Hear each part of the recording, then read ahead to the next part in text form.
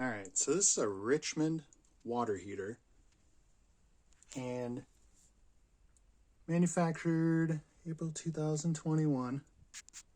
Here's our model number. Bought at Menards, and pilot light went out. Been messing with this thing all weekend. I replaced the thermocoupler. Opened this up, looked in there. Everything was clean. Everything was good. Couldn't get the pilot light. At one point, I actually broke the gas line here for the pilot fuse. I ended up fixing that. Not going to go into details. I almost recommend, if you got one of these things and you're ever messing around replacing the thermocoupler, probably try to keep that connected if possible. There's a little piece in there that you can break and put you in a bad position. So anyways, replaced the thermocoupler, a bunch of other stuff. Pilot still wouldn't light. So I was looking around. There's all kinds of videos on this. Most people will say replace this. What it actually came down to, and I wish I would have came, it's actually another guy's video, but I wanted to make one as well. It's this little sensor right here. From my understanding, when the water gets to a certain temperature, it's a one-time fuse that'll pop.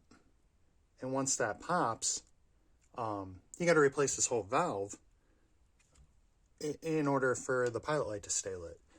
From my understanding, removing this is not going to cause you any major issues, aside from the fact that your water might get too hot at some point. You might scold yourself inside. But from my understanding, it has nothing to do with any kind of safety precaution pertaining to this thing blowing up or anything. So anyways, after this whole weekend of messing around with this thing, finally came across some guy's video. I'm making a second one just because it was so hard to find that video, just to help anybody out so they don't waste a whole weekend. So you pull this off.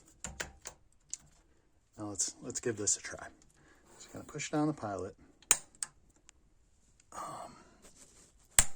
Sorry, I'm turning the video sideways. There we go. Just gonna hold this for a second. Actually about 30 to 60 seconds. You can see that sensor is disconnected.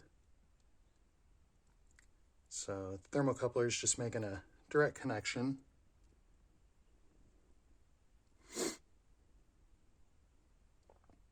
Can't tell you how many times I did this with that sensor connected.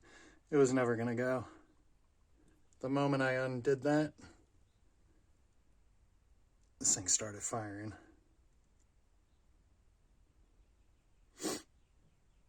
And I haven't been counting, but let's see. So let's take it off. Let's take a look. Oh, look at that. Oh, look at that. All from that little sensor, huh? Let's fire it up.